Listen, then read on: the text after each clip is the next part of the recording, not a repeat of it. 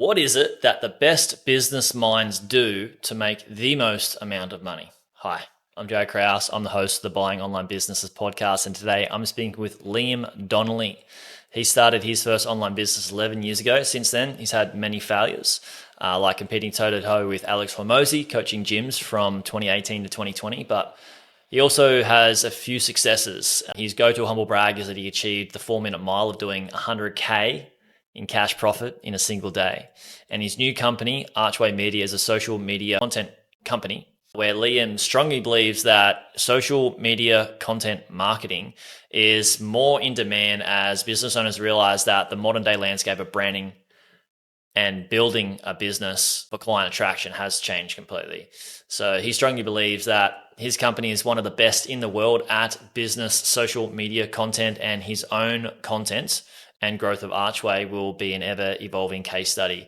So watch this space. Now, Liam and I started working together actually back in 2017, and we've known each other since then. We've had multiple discussions. He is such a brilliant mind, and his strategic thinking is definitely his genius zone.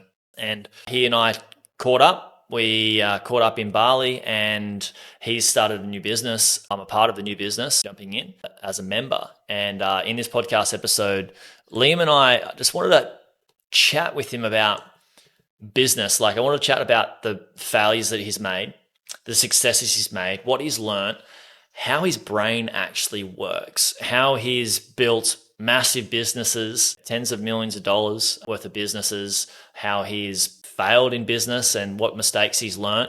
We talk about a few key ingredients that make very, very profitable business models and why some businesses make so much money even though the founders aren't the smartest. We talk about acquiring those types of businesses and growing those types of businesses. We talk about masterminds, we talk about communities, we talk about growing ourselves as people, and also how we can do that with our businesses with the least amount of stress possible. Now, Liam is such a brilliant business mind. If you are wanting to scale your business and tap into the mind of brilliant business people, listen to this podcast. You are not going to be disappointed. Enjoy.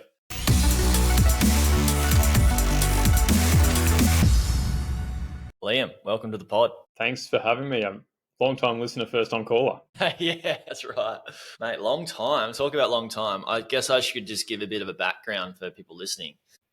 Launched Buying Online Businesses in 2017, right?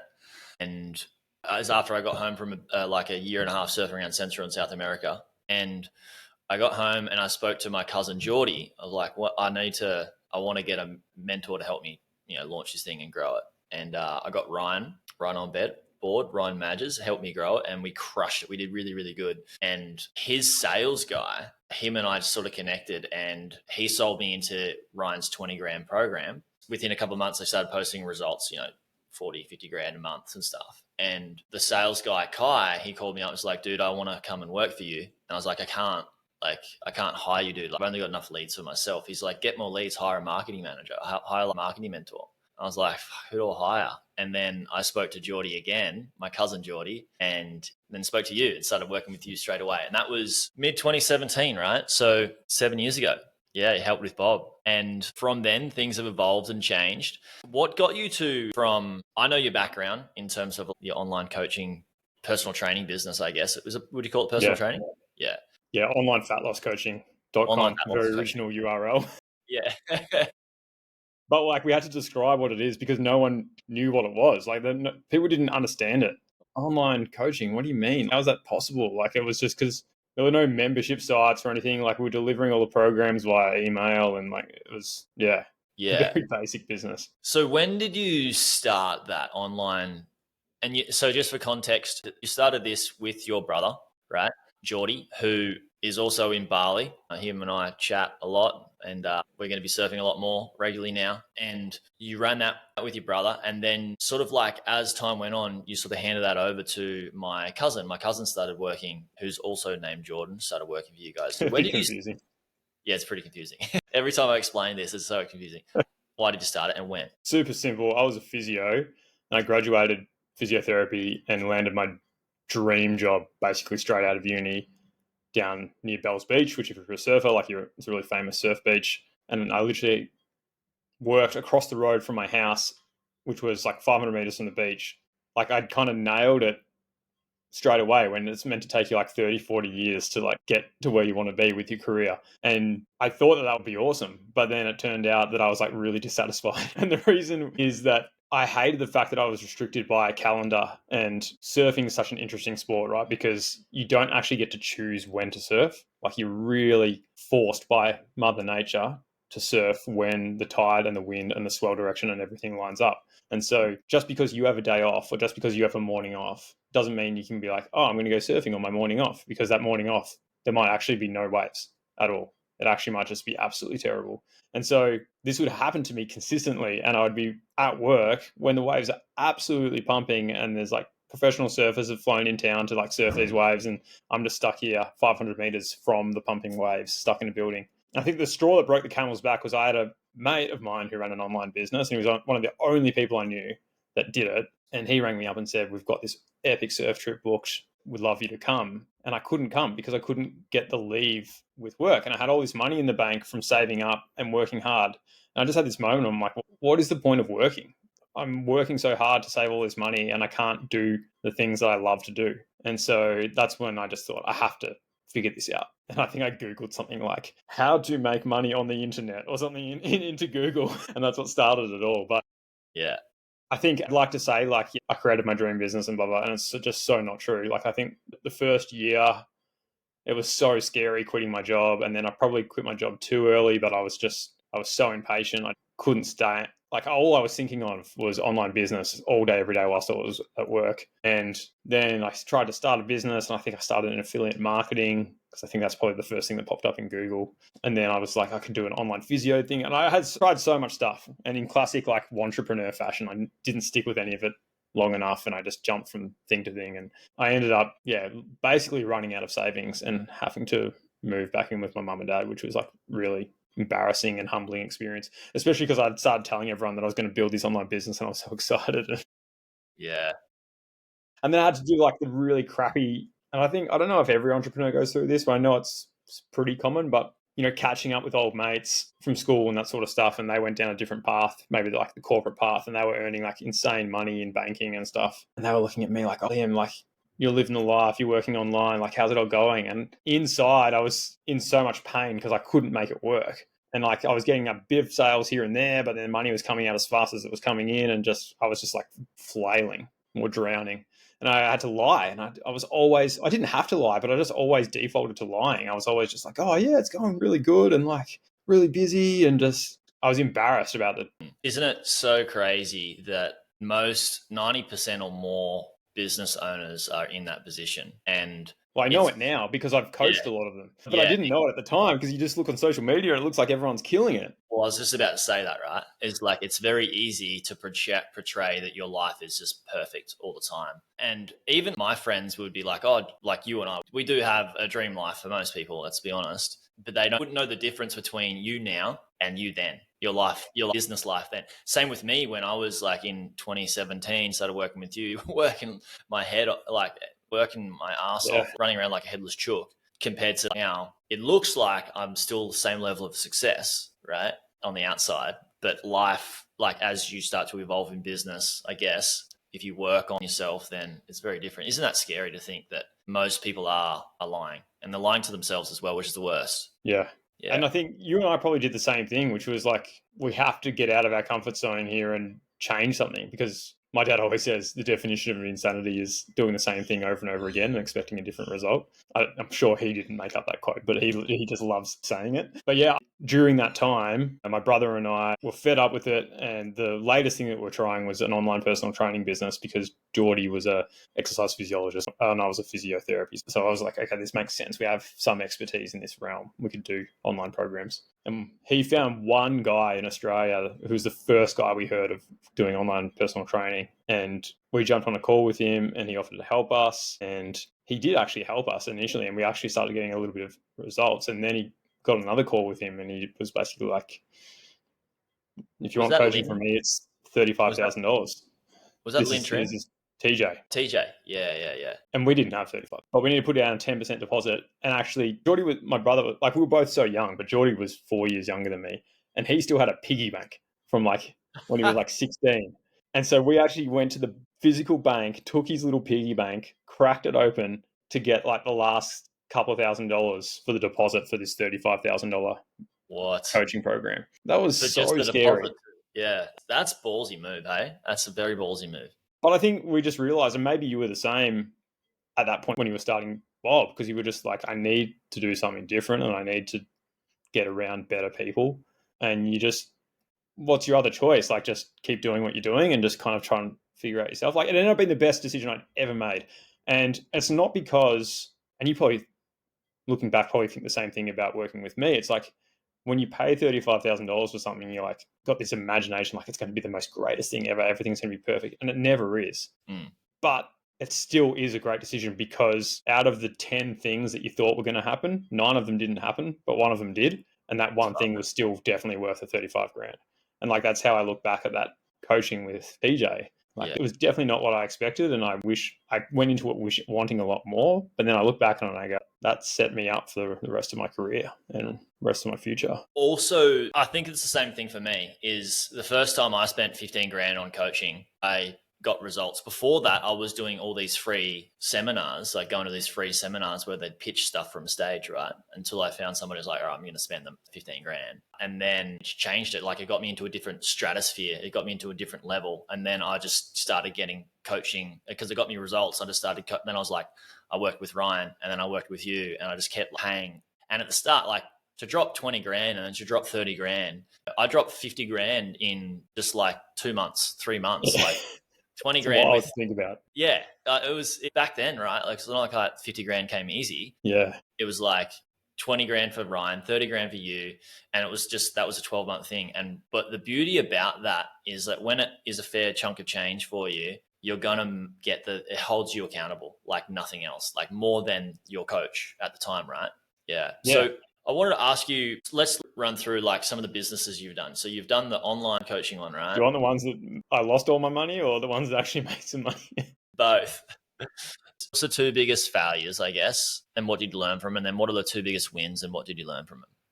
And don't feel like you need to rattle this off fast. We can digest it. Yeah. Well, the first one that comes to mind was me and one of my best mates decided in 2020 that we would launch a mobile massage clinic. Remember this one? Well, not even a clinic, just a mobile massage business. We're going to franchise it and everything, because we're marketers, and the easiest clients we got results were massage therapists. Like, we were getting people bookings for like $1.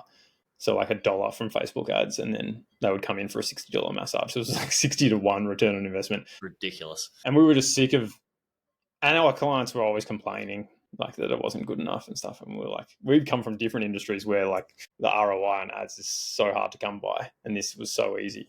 And so we thought, stuff it, we'll just do our own. I'm a physiotherapist. I know how to do mobile massage. I didn't, obviously. Anyway, it was a bit to do with timing as well, because when we finally launched, COVID hit. And so obviously couldn't do in-person massages with lockdowns and stuff.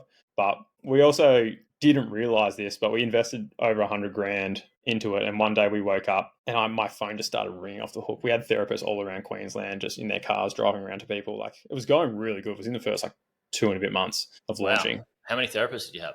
11, I think. Whoa. Okay. Yeah, we scaled, and that was another mistake. We scaled way too fast because we were so excited. We're like, we need to get to 100 therapists. Like, we're looking at revenue numbers. Like, we'll just scale. We can fill them. But then, bang on 9 o'clock. So I think first session was 8 o'clock. People would massage for an hour. And bang on 9 o'clock, my phone just started ringing off the hook. And it was like all the therapists who were trying to charge their clients couldn't process the funds. And I was like, what is going on? And then like I checked our account, and like all of our money in our bank account had like been bounced, because, long story short, we had this issue with private health rebates. So in Australia, like, people that hold private health insurance can get discounts on massages. And that was like the crux of our business. It was like 60% of our business was from private health insurance holders. Turns out you're not allowed to bill mobile massage through private health, even though everyone in Australia does it. Right. And so we just assumed that it was legal, but it's actually not legal. And there was like a loophole that we could get around it. But our plan for this business was to like scale it up and franchise it and then sell the business. And we can't sell the business with a loophole. So we just had to make this a hard decision then and there, even though we would like heavily funded the business, like losing money like on the front end because we knew we'd make it back in the back end. We just had to make a decision within a couple of days just to completely shut it down and lose all that money. And so it was like a very humbling experience because I thought I was like, I've been in business for like 10 years now. So I thought I was like a big shot business guy. What helped you get to that decision? Because it's a tough one to cut your losses. And was it because eventually throughout this conversation, I want to sort of help portray how wise of a thinker you are. And I don't know how to get there yet, but well, obviously it wasn't very wise with this decision. Yeah. Well, I mean, just like you and I have had so many like long conversations, like you were in Bali a couple of weeks ago or a month ago or so, and just like the conversations that we had when we got time and space to just ponder things, like the things that like the amount of time that you've had to ponder life and like the stories that you shared about how you've like changed your philosophies throughout what you've done. I want to dig into some of that sort of stuff for people because your number one, like your unique ability and your genius zone is definitely thinking, like strategic thinking, right? So yeah, I'd agree with that. Yeah. So how did you get to the point where you're like, damn, like what were the things that you thought about to help you make that decision to walk away from it after you spent all this money and this time building Well, it? mainly like we had 11 therapists and 2 virtual receptionists. So like salary wise, like we're losing like 15K a week. A week, right? Wow. When we had massages booked in and they were bringing in revenue, it was fine, but no one could charge their clients. So like all of a sudden we were just hemorrhaging money. Not only that, we're spending thousands of dollars a day on Facebook ads, like thousands a day to book all these massages. But to answer your question about like how to make that hard decision, we only get so many businesses we can build in our lifetime. Unless you're an entrepreneur like me back in my early career where you're starting like a new business every 6 months. But like to actually build some proper businesses, you have maybe 1 or 2 a decade. And so it's like how many years could we progress this to recoup whatever investments we could get? It's not good thinking, I don't think. Tim Ferriss has a really famous story about this where he had an investment property and he just wanted to get rid of it. And his mates convinced him, no, you just need to rent it out. Like you're losing money on it for no reason. Just rent it out. Because he was losing like 100 grand a year on it because it was sitting there vacant and he could have had renters in there. And he said that he listened to them and it was one of the biggest regrets that he's ever made because there ended up being a lot of, and this doesn't always happen because I've got investment property. Sometimes it runs smoothly, but the point was it caused him a lot of headache and time more than he realized just to keep those tenants in there and communicate with property managers and that sort of thing. And so he has this quote, which is, you don't have to make the money the way you lost the money. And he says that he could just lose that 100 grand a year and just take that time per year that he would have spent talking to property managers, managing tenants, paperwork, and did it somewhere else, like a podcast or a workshop or something that he really enjoyed, and then make that up instantly. And like not everyone can be in the situation that Tim Ferriss is, but I think it's a really helpful way of thinking about decisions. Absolutely. Like I think a lot of people come up with their thought process in very different ways, right? And it can be based on those things our parents might teach us, and it can be based on maybe podcasts and stuff like that. I don't know about you, but I'm very protective of what I like to believe and like to scrutinize my beliefs as well. Definitely question everything. Like especially where did that belief come from? Is it true? Like what evidence do I have to say that this is true? Like what if the opposite was true? Like all of these questions are just so valuable. Yeah. So it can just completely open up your mind to different possibilities. I remember one time, I think I was talking to you or maybe you and your brother. We were talking about, I think I mentioned, I take you like what you can achieve in 1 year versus 3 years. What was that quote again? Bill Gates has got a famous quote. I think it's Bill Gates who says people overestimate what they can achieve a year, but underestimate what they can achieve in 10. Yeah. Yeah. And I always believed that, but I hadn't been in business for 10 years. And now that I have been in business for 11 years, 12 years, man, it's true. Yeah. Yeah. But like earlier on, I'm pretty sure I knew you before you were in business for 10 years. Maybe it was like year 5 or 6 or something when we started working together. But you were questioning this one. And I think just because it's Bill Gates, and I also have listened to like other people that are like crazy billionaires like Mark Cuban and Dan Pena in the M&A space talk and say certain things. And what I actually like to do is I like to hear what they say and try and prove it wrong, or disbelieve it and try and prove it wrong. And if I Not can't, even then having to try and prove it wrong, but like just question, like, well, what if the opposite was true? yeah, Like, what would that look like? What actions would I take? How would I think differently about the situation? exactly. Yeah, how could you think differently, and what would that process look like if you were to go down that process of like how you could do it differently? And what I'm trying to say is that I think so many of us, especially when I first started, I was just like absorbing so much information, and I'm like, I know nothing. All you guys out there online doing the podcast and the YouTube videos, you guys know fucking everything. Like, and I would just do anything and everything. People that had achieved more success than me, I would just do it. Like, I'll just blindly do it.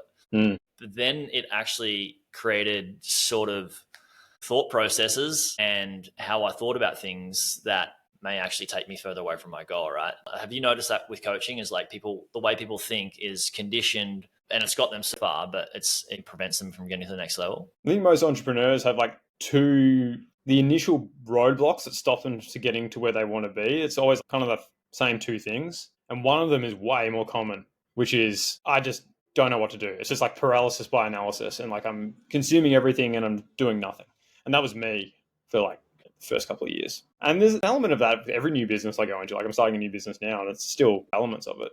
But I think with you just described the opposite of that, which is like you just took blind action anyway. And what happens is you way surpass the initial guys way faster, right? And so I think I remember you being in Ryan's program and like you were the star student because like 90% of them were just getting no results and you were just crushing it because you just had this blind, like, I will pay anyone ahead of me any money and I'll just swallow my pride and just do whatever they say and not question it. And it's a really effective strategy initially. But obviously you get to a point where it's like, okay, this is kind of counterintuitive, especially when in our space, like the internet marketing world, where like every guru, every course seller has, whether it's conscious or subconscious, ulterior motive to get you to believe that their strategy or their way of doing things is the best way. And so then when you're kind of listening to everybody, you're kind of pulled in all of these different directions because you're like, this guy is a millionaire and he knows what he's talking about. And he's saying you have to do Instagram reels. And this guy's over here saying, don't do organic, only doing ads. And then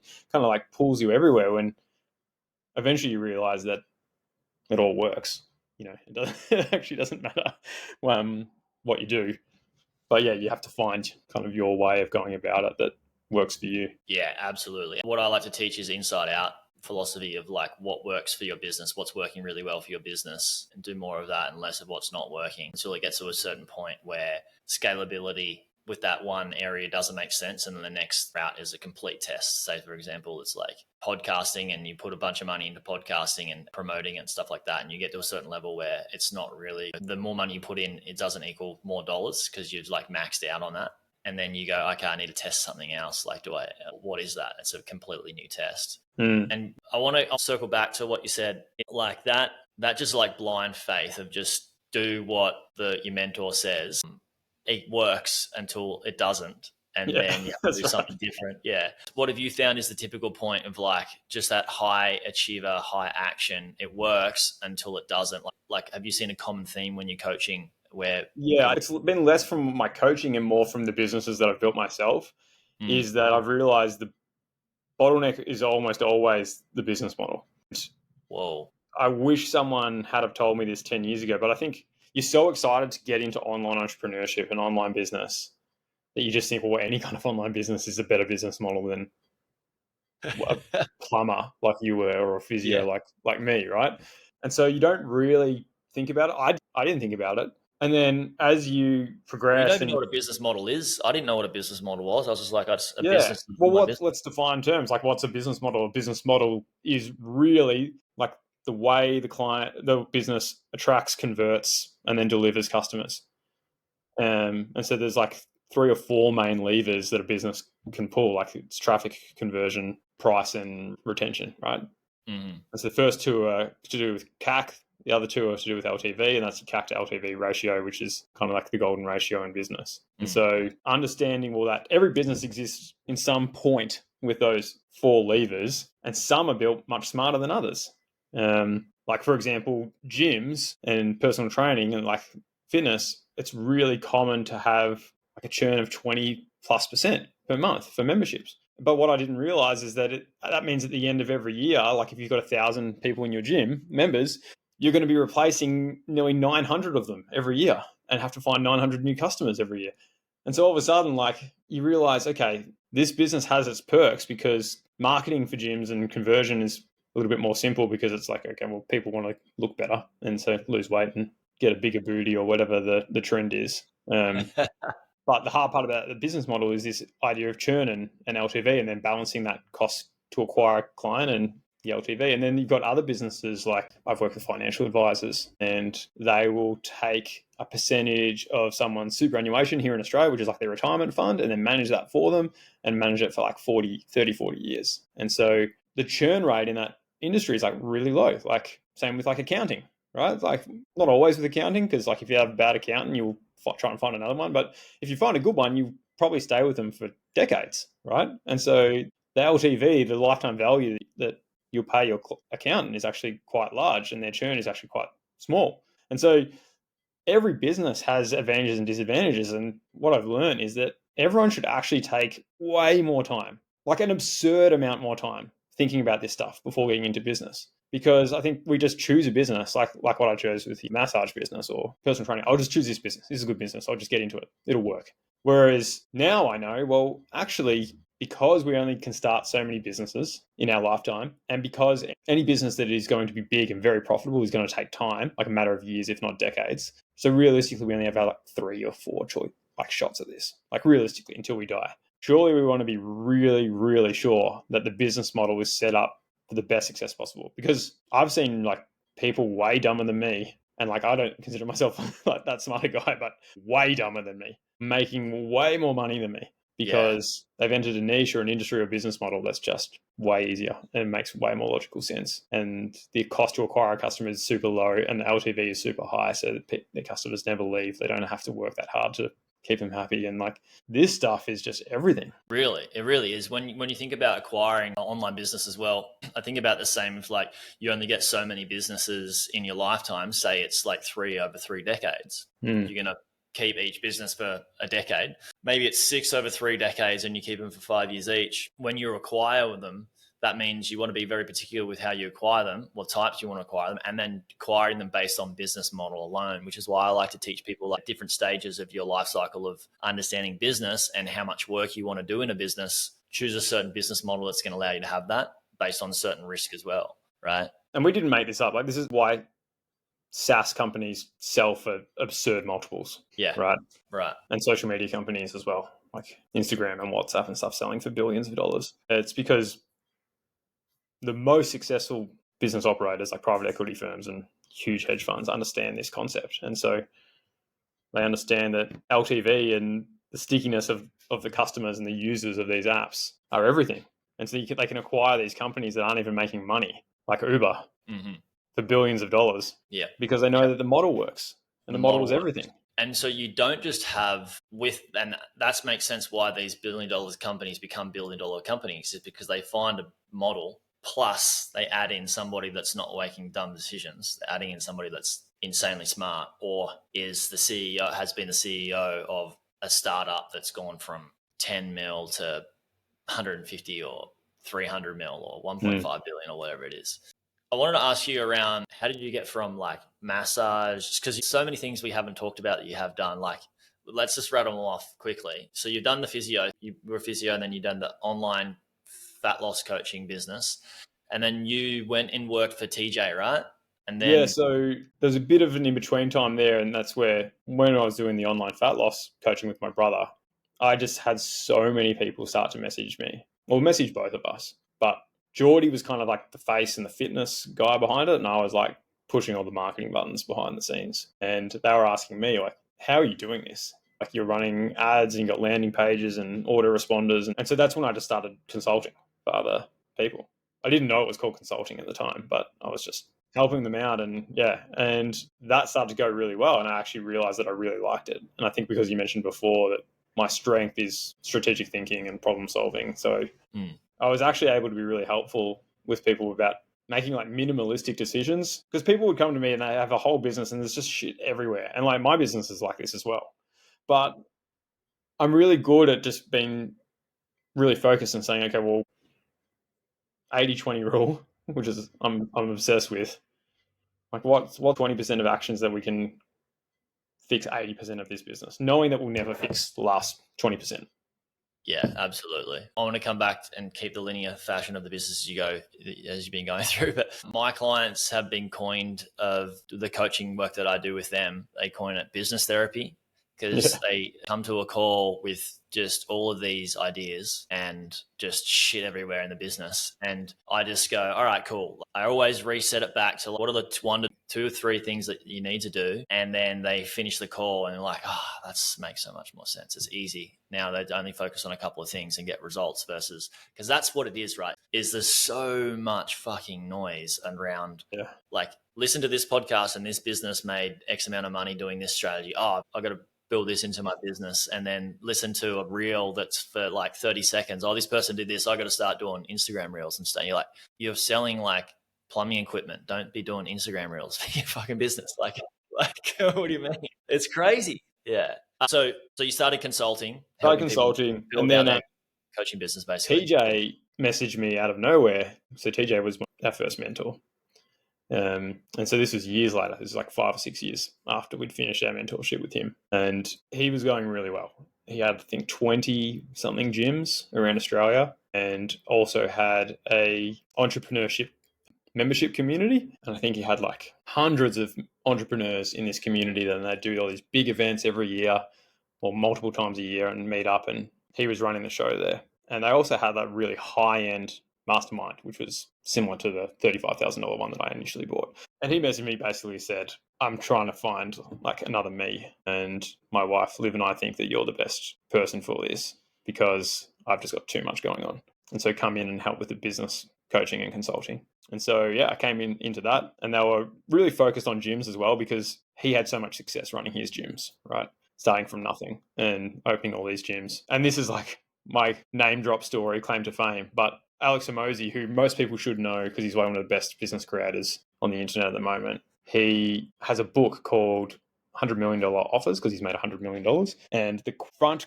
cover quote is, how to make offers so good people feel stupid saying no. And to Hormozi's credit, he actually, when you open the book, he actually gives that kudos, that quote, a reference to TJ, my old mentor, Really? and my now business partner. And so he tells a story inside the book that when he was starting his gym, he paid $5,000 to fly to Las Vegas and attend a seminar from this gym guru who was running all these gyms and running a seminar.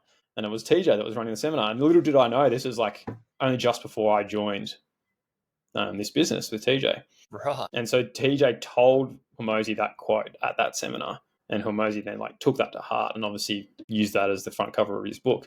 But I think it's awesome that, because TJ and Hormozi still are friends, and Hormozi does give credit to TJ there. But what's fascinating is that when I joined TJ with this business, he was like, we've got one main competitor, and it's this kid, Alex Hormozi, who came to our seminar last year or whenever it was. And man, like, I hated him because he was like just relentless, dominating, and just, it seemed like every 2 steps forward that we made, he was making like 20 steps forward. And yeah, within like a few years, he just completely annihilated us. What was he doing differently? At the time, I thought he was cheating and like being dishonest, because he's like, you paint this enemy in your head. Yeah. So something he did really well, which was, I don't know how specific you want to go. This is like getting to specific ad copy, right? But he did this bait and switch thing, which was like, he would advertise free 6-week challenge or free 12-week challenge for a gym. Free always converts better than a paid, especially when it comes to Facebook marketing. Like, click-through rates are everything. So free always gets high click-through rates. Facebook rewards you with lower cost per click, which means cheaper traffic to your website, which means your website can have a similar conversion rate. But if you have traffic for 1/10 of the cost, you're getting 1/10 of the cost of leads. Put it another way, you're getting 10 times more people coming into your gym for a trial for the same ad spend as paid, right? But what he would do, and this is where he was so elite, is everything was so meticulously detailed. he had like a seminar structure, every slide, every word, everything written out. So when people would come in for the free 6-week challenge, he would sit everyone down in the gym and he would get every single one of his clients to do this, sit them down for a big seminar. And then he would go through in the seminar, word for word, exactly why they need to join. And by the way, it's not free. It's actually $500 or $1,000. But he did such a good job of motivating them through that 30-minute seminar that by the end, everyone just bought anyway. I think specifically it was like it's $500 or $1,000, but if you complete the 6 weeks, you get your money back. So technically it is free. And so that's kind of how he was able to get away with it. But at the time, I was like, this guy, he's lying to people. Like he's winning with dishonor and stuff. Like, and I had all of this. We were talking about limiting beliefs and mindsets before, right? Like I was really letting that affect me. Mm. But I think that was one of the reasons is because his offer was just so much better and he was able to fill gyms just so much faster because of this bait and switch thing that we just couldn't compete. We were getting our clients good results, but like everything with coaching, like you have a hierarchy of your very best clients and then you have worst clients and then you have everyone in between. He just had so many people at the top there because it was just a plug and play system. It was just like run these ads, do this seminar, use these slides, say these exact words. And then, yeah, ironically, like it worked a lot better in America than Australia because I think in Australia, we hate kind of like those seminar style hypey, we got tall poppy syndrome. We just don't like any of that stuff. And so we had a lot of his gyms come across to us who weren't happy with gym launch. Mm. And we're like, oh, sick. This is our market. We'll serve this market. Absolutely, and then this is what comes down to thinking about business models and that sort of thing. It's like, I think at one point, Hormozi had like 5,000 or 6,000 gyms like on his books or something like that. I think there's only that amount of gyms total in Australia. And so just by like sheer mathematics, like we were never going to be able to compete because we were going after such a smaller market. Which is so big. So like big mistakes there. Not to throw TJ under the bus at all or anything like that, but he ended up running into financial issues with his gyms at the same time. And then COVID hit. And so essentially like the whole business kind of crumbled and we agreed to part ways. It was a really interesting learning experience. But yeah, if I had my time again, I definitely would have done a few things differently. But at the same time, like it was very successful business. Like I remember in that business, it was the first time we did $100,000 in a week. I remember being at the pub with two of my mates and getting the Slack notification from one of our sales guys on the Friday afternoon. And that was like, bang, we just did 100K for the week. Like that's awesome. And millions of dollars per year, multiple millions, being able to travel to like different parts of the world to run events. It was awesome. And we made a massive difference in the lives of the gym owners that were in the program. Yeah, absolutely. I remember you and I had sort of stopped working together, but we were still on and off texting and chatting a lot during that period. It's funny to think about, like you said, with business models, is there's one other thing there is the demand, the supply and demand of your certain product or service and location. It's like total addressable market and then market share, right? Yeah, correct. Right. Again, like this is what basic business stuff. But then I think when I first started business, I didn't think about that because I was just like, if I could just get 10 clients, I would be stoked. Yeah, for sure. It's like you don't know what you don't know. It's not even a consideration. Yeah. And then the opposite, you don't want to go after like a huge total addressable market and be like, I only need 0.001% of the market share. Like that's bad thinking as well. Yeah. But how can you from the gym example, we were never going to sign 4,000 gyms because we would need basically every single gym in Australia to sign up with us.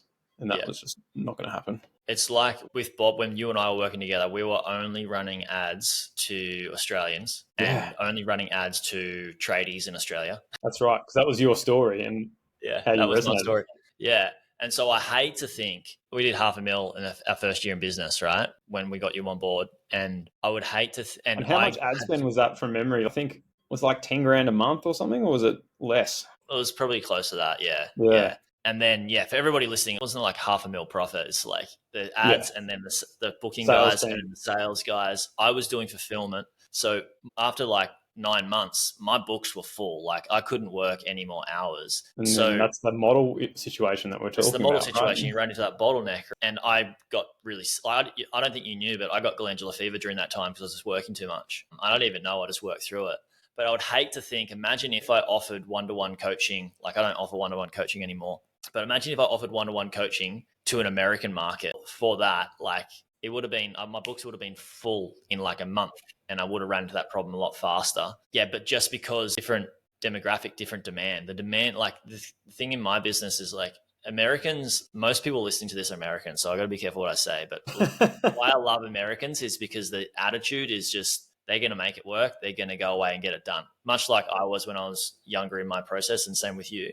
Just go and get it done. Australians are super duper skeptical about online stuff. Super skeptical. I don't know about now still, but very, very different. And it's the same with like, if you've got a specific type of product and you're just marketing to one location and you're noticing getting results somewhere else, far better results. I like to think about opportunity cost in business as well, right?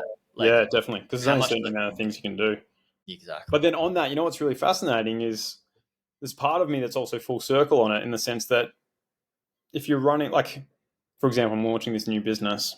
I seriously considered starting a new Facebook page and just calling it something like Sunshine Coast Entrepreneurs or Sunshine Coast Business Growth or something like that, and localizing it to Sunshine Coast. Because if you think about it logically, when someone's scrolling their newsfeed and they come across one of your videos and the video is like a classic hook, like a listicle of like 5 things you need to be doing in your business to increase your profits or something lame like that. I mean, they're all the same, right? But if you see that from someone, Liam Donnelly or John Smith or Susan Smith, you're like, what? Why would I listen to this person? Like, they're just the same as everybody else. But then if something came up in my newsfeed that said, I live here on the Sunshine Coast, but if you live on the Gold Coast or if you live in New York or California or something, or even more like minute. So Chattanooga, Tennessee. Yeah. Chattanooga entrepreneurs. Here's how to increase business this month. If I'm in Chattanooga, I go, all right, I might actually check this out. Like, who is this guy?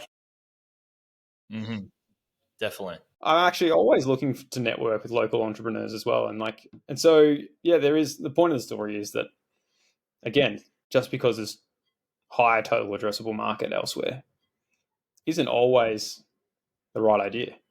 Actually, and to bring this back, this is a great point because Hormozi did a video about this a month ago.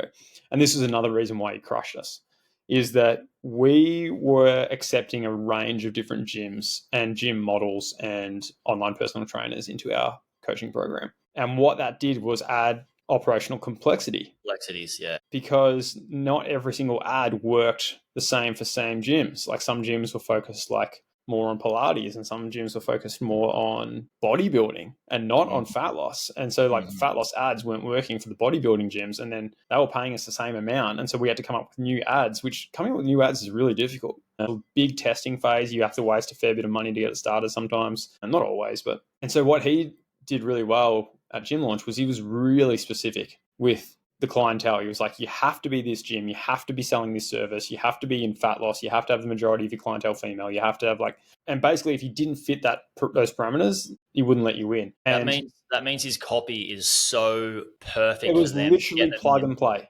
And we had so many staff dedicated to trying to help people with their copy and trying to improve stuff and test stuff. And it takes a long time to test new markets, and not a long time, but if you're only in a program for 12 weeks, testing ad copy for 4 to 6 of those weeks is pretty damning. Yeah. But he was getting gyms coming in, plug and play. And so, yeah, he did a video on it recently, which was really good. But again, another mistake that we made looking back. But it's hard to turn away money because when you've got people desperate to pay you and they don't quite fit, it's tempting because you're like, we definitely can help these guys. It's going to be a little bit more work, but I think we can do it.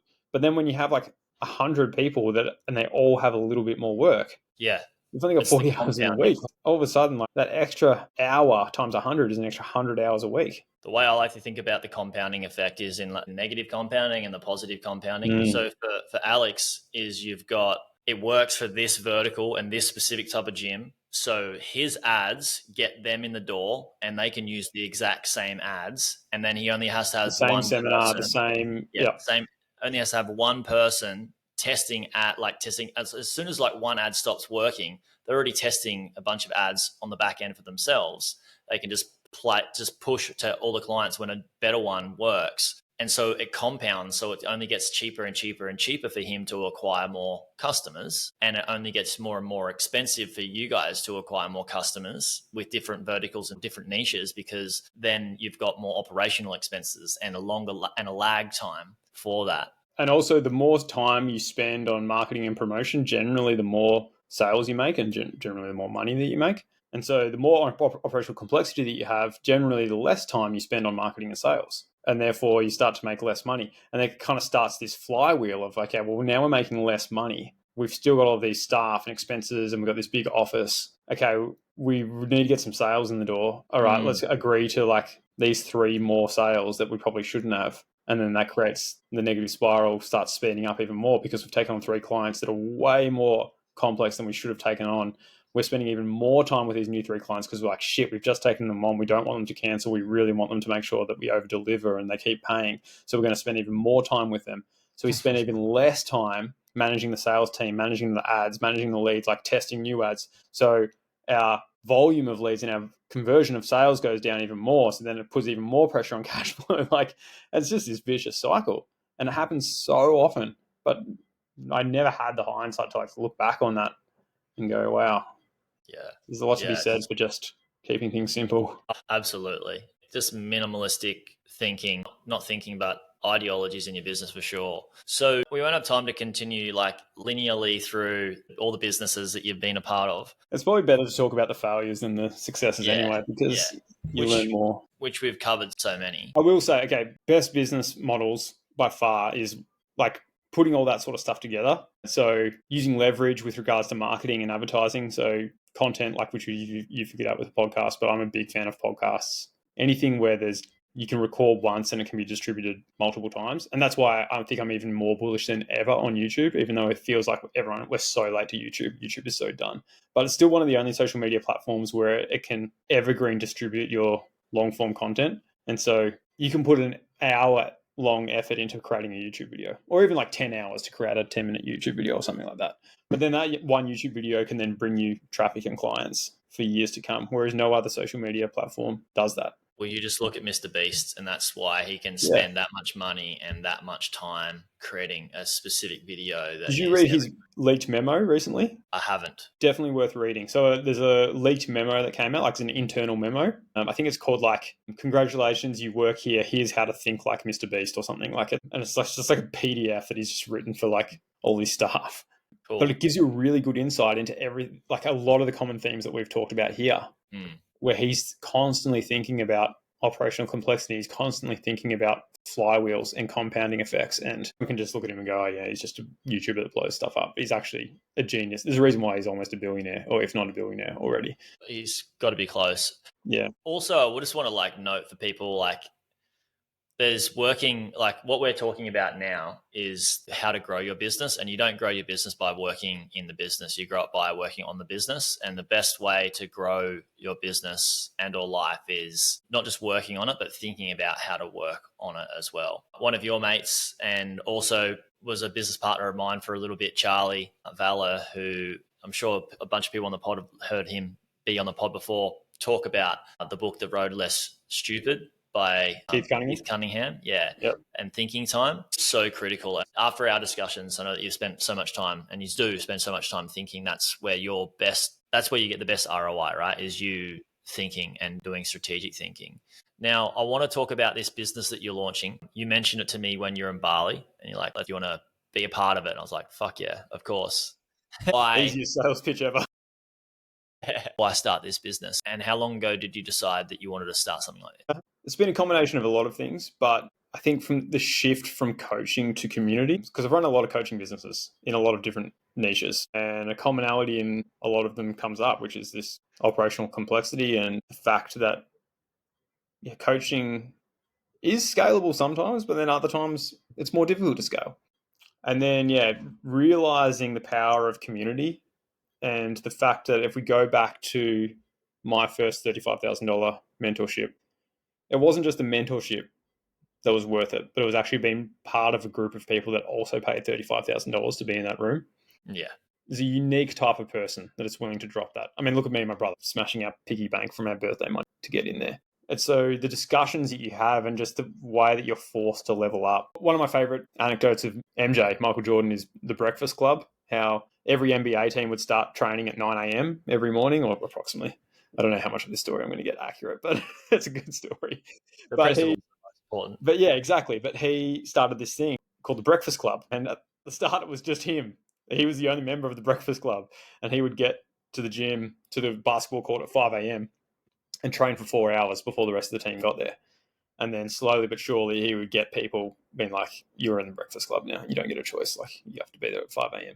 And eventually he had the whole team starting at 5 a.m. before any of the coaches or anyone got there.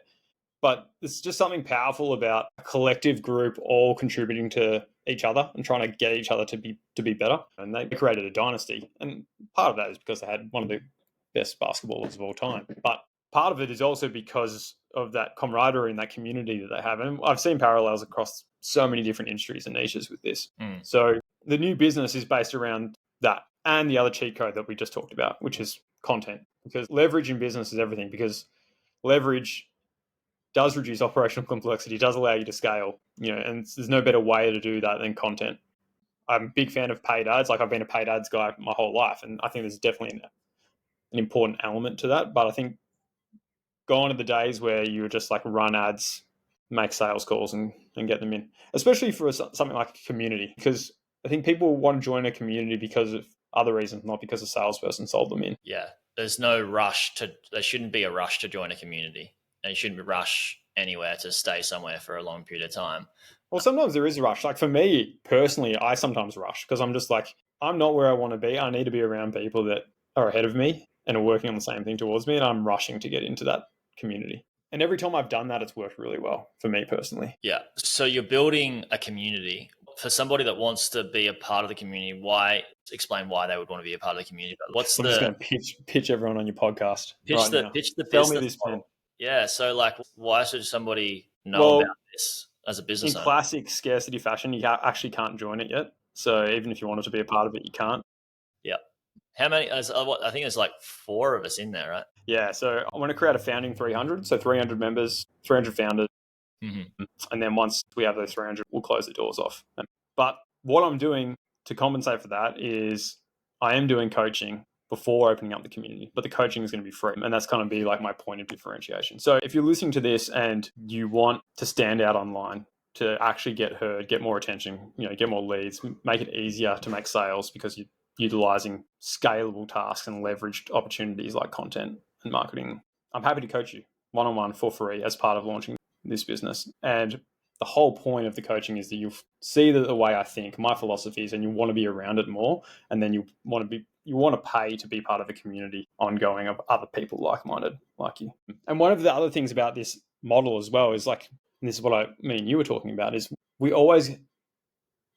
spent 20 grand or 30 grand to be part of these communities and made minimum 100 grand from it, right? But then why didn't we renew? And I always found that funny. Like, why didn't I renew? Like, I paid 40 grand to be here and I made 100 grand, but why didn't I pay another 40 grand? Because it's like parting with that money is hard, even if your business is going well.